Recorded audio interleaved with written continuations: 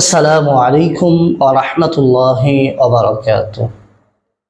সম্মানিত দর্শক শ্রোতা, আমরা আজ কোরআন ও হাদিসের আলোকে জানব উচ্চস্বরে জোরে আল্লাহর জিকির করার বিধান সম্পর্কে। সর্বপ্রথম জেনে নিই, উচ্চস্বরে উঁচু আওয়াজে জিক্রুল্লাহ করা এটা কোরআন কারীম, হাদিস এবং ওলামাগণের উক্তি দ্বারা প্রমাণিত, আর এটি করা জায়েজ। যেমনটি আমরা পবিত্র কোরআন কারীমের মধ্যে লক্ষ্য করি, বিসমিল্লাহির রহমানির রহিম, ফাযকুরুল্লাহা কাযিকরিকুম আবাআকুম আও আশাদ্দা যিকরা, পারা 2 সূরা বাকারা আয়াত নাম্বার 200। বলা হচ্ছে যে আল্লাহ তাআলার জিকির এভাবে করো যেভাবে তোমরা নিজের বাবা দাদার আলোচনা করো, বরং তার থেকে আরো বেশি আলোচনা করো। এই আয়াতের মধ্যে যদি আমরা খেয়াল করি, তাহলে পাদটিকার মাধ্যমে আমরা সুস্পষ্টভাবে জানতে পারি যে কাফেররা, মক্কার কাফেরেরা, বেধর্মীরা হজ পালন শেষে সকলে একত্রিত হয়ে সমাবেশের মধ্যে নিজেদের গোত্রের সুনাম, নিজেদের গোত্রের প্রশংসা করত এবং নিজেদের বংশ মর্যাদা বয়ান করত। তো আল্লাহ সুবহানাহু ওয়া তাআলা এই আয়াতের মধ্যে তা থেকে নিষেধ করলেন এবং তার পরিবর্তে আল্লাহ তাআলা জিকির করার আদেশ করলেন। আর স্পষ্ট বিষয় হলো যে সেটা উচ্চস্বরেই হবে, কেননা যেহেতু সমাবেশের মাঝে তারা দাঁড়িয়ে জোর গলায় বড় আওয়াজে নিজের বংশ মর্যাদা বয়ান করত, তো সেইভাবেই কিন্তু আল্লাহর জিকির করতে বলা হয়েছে আয়াতের মধ্যে। সুতরাং জোর গলায় হবে, উচ্চস্বরে হবে। তো এই আয়াত দ্বারাও আমরা বুঝতে পারি যে উচ্চস্বরে জিকির করা এটা কোরআন দ্বারা প্রমাণিত রয়েছে। এরপর যদি আমরা মিশকাত বাবু জিকির বাদা সালাত প্রথম খণ্ড পৃষ্ঠা 88 মধ্যে রয়েছে, কানা রাসূলুল্লাহ সাল্লাল্লাহু আলাইহি ওয়াসাল্লাম ইদা সাল্লামা মিন সালাতিহি ইয়াকুলু বিসাউতিহিল আ'লা লা ইলাহা ইল্লাল্লাহু ওয়াহদাহু লা শারীকা লা। এই হাদিসের মধ্যে প্রমাণিত হলো নবী করিম সাল্লাল্লাহু আলাইহি ওয়াসাল্লাম যখন নামাজ থেকে ফারিগ হতেন তখন উচ্চস্বরে লা ইলাহা ইল্লাল্লাহু ওয়াহদাহু লা শারীকা লা বলতেন। অনুভাবে যদি মিশকাতের মধ্যে এই জায়গায় আমরা লক্ষ্য করি, তাহলে আরেকটি হাদিস রয়েছে ইবনে আব্বাস রাদিয়াল্লাহু তাআলা আনহু থেকে বর্ণিত, যে তিনি বলেন যে আমি তাকবীরের আওয়াজের মাধ্যমে হুজুর সাল্লাল্লাহু আলাইহি ওয়াসাল্লামের নামাজ শেষ হওয়াটা জানতে পারতাম।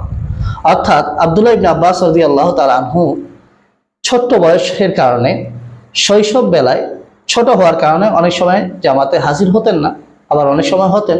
তো যেই সময় তিনি হাজির হতেন না, তো তিনি নামাজের পরে মুসলমানদেরকে এত উঁচু আওয়াজে তাকবীর বলতে শুনতেন, যা থেকে তারা বুঝতে পারতেন যে নামাজ শেষ হয়ে গেছে।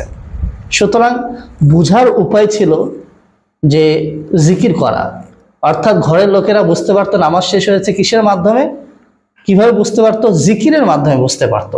সুবহানাল্লাহি ওয়া বিহামদিহি। সুতরাং জোরে জিকির করা এটা কোরআন কারীম দ্বারাও প্রমাণিত হলো, হাদিস শরীফ দ্বারাও প্রমাণিত হলো।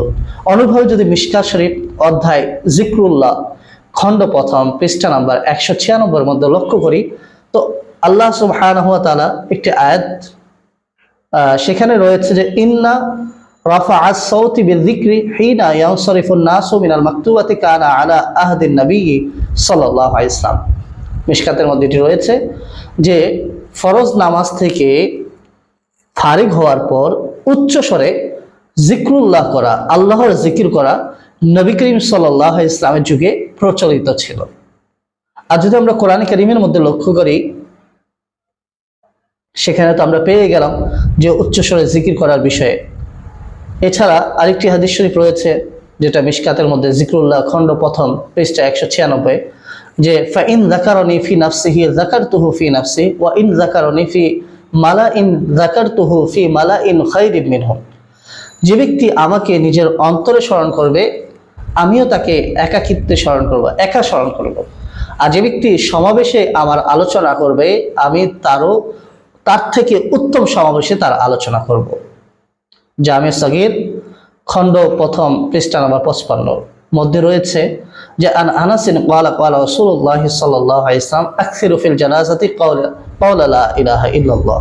জামে সগীরের মধ্যে এটি রয়েছে যে আনাস রাদিয়াল্লাহু তাআলা আনহু থেকে বর্ণিত যে নবী করিম সাল্লাল্লাহু আলাইহি ওয়াসাল্লাম বললেন, জানাজার নামে জানাজার নামাজে লা ইলাহা ইল্লাল্লাহ বেশি বেশি বলো। সুতরাং এখানেও প্রমাণিত হলো উচ্চস্বরে বলা। এভাবে যদি আমরা আরো লক্ষ্য করতে থাকি, তাফসিরে রুহুল বায়ান খণ্ড 2 পারা 4 সূরা আলে ইমরান পৃষ্ঠা নম্বর 147 মধ্যে এই আয়াতের ব্যাখ্যা, রব্বানা মা খালাকতা হাযা বাতিলা সুবহানাকা ফাকিনা আযাবান নার, এই আয়াতের ব্যাখ্যার মধ্যে রয়েছে যে উচ্চ স্বরে জিকির করা জায়েজ বরং মুস্তাহাব, সুবহানাল্লাহি ওয়া বিহামদিহি। এবং শেষের দিকে রয়েছে যে কিয়ামতের দিনে প্রত্যেক শুকনো বস্তু এবং ভিজা বস্তু জিকিরকারীর ঈমানের সাক্ষ্য দিবে। অনুভাবে যদি আমরা তাফসিরে খাজিন খণ্ড 1 সূরা নিসা আয়াত নাম্বার 163 পৃষ্ঠা 449, রুহুল বায়ান 2 খণ্ড পারা 6 সূরা নিসা পৃষ্ঠা নাম্বার 323 মধ্যে এই আয়াতের পাদটিকা দেখি। আয়াতটি হলো আতাইনা দাউদা জাবুরা। এই আয়াতের পাদটিকায় একটি রিওয়ায়াত উদ্ধৃত করেছেন যে নবী করিম সাল্লাল্লাহু আলাইহি সাল্লাম সাইয়েদনা আবু মুসা আশআরী রাদিয়াল্লাহু তাআলা আনহুকে বললেন, আজ রাতে আমি তোমার কেরাত শ্রবণ করেছি, তোমাকে দাউদি আওয়াজ দান করা হয়েছে। তখন তিনি আরজ করলেন যে খোদার শপথ ইয়া রাসূলুল্লাহ, যদি আমি জানতাম যে আমার আওয়াজ আপনি শুনেন তাহলে আরো উচ্চস্বরে পড়তাম। এই হাদিস দ্বারা প্রমাণিত হলো যে সাহাবায়ে কেরাম উচ্চ আওয়াজে জিকির করতেন। কোরআন শরীফ তেলাওয়াত করাও কিন্তু জিকরুল্লাহ। তো এগুলো দ্বারা প্রমাণিত হচ্ছে যে উচ্চস্বরে জিকির করা এটা কোরআন ও হাদিস দ্বারা প্রমাণিত রয়েছে, আর এই বিষয়ে উলামাগণের উক্তিও প্রমাণ রয়েছে। এরপর যদি আমরা লক্ষ্য করি, আলমগীর খণ্ড 5 কিতাবুল কারাহিয়াতিল বাবির রাবি ফি সালাতি ওয়া তাসবিহি ওয়া কিরাআতিল কোরআন পৃষ্ঠা নাম্বার 315 মধ্যে রয়েছে, কোন কাজীর নিকটে যদি অনেক বড় দল থাকে আর সবাই মিলে উচ্চস্বরে সুবহানাল্লাহ অথবা লা ইলাহা ইল্লাল্লাহ বলে, তবে এতে কোনো সমস্যা নেই। একই জায়গায় রয়েছে যে আফদলু ফি কিরাআতিল কোরআনি খারিজা সালাতি আল জাহরু।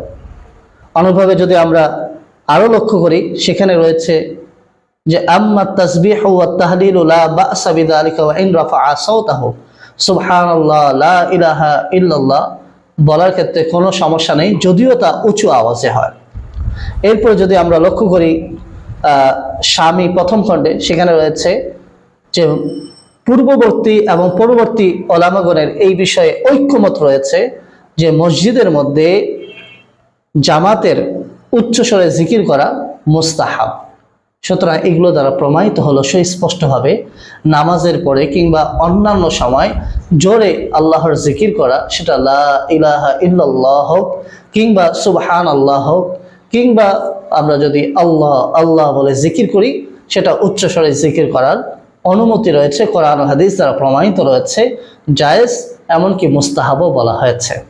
আল্লাহ সুবহানাহু ওয়া তাআলা আমাদেরকে সর্বদা আমাদের জিহবা এবং আমাদের অন্তরকে নামাজের পরে অন্যান্য অবসর সময়ে আল্লাহর জিকির করার মাধ্যমে জিহবাকে তরতাজা রাখার, অন্তরকে জাগ্রত রাখার এবং তার হাবিবের প্রতি দুরূদ ও সালাম পেশ করার তৌফিক দান করুন। আমিন বিজাহিন নবীল আমিন। ওয়া আখিরু দাওয়ানা আলহামদুলিল্লাহি রাব্বিল আলামিন। আসসালামু আলাইকুম ওয়া রাহমাতুল্লাহ।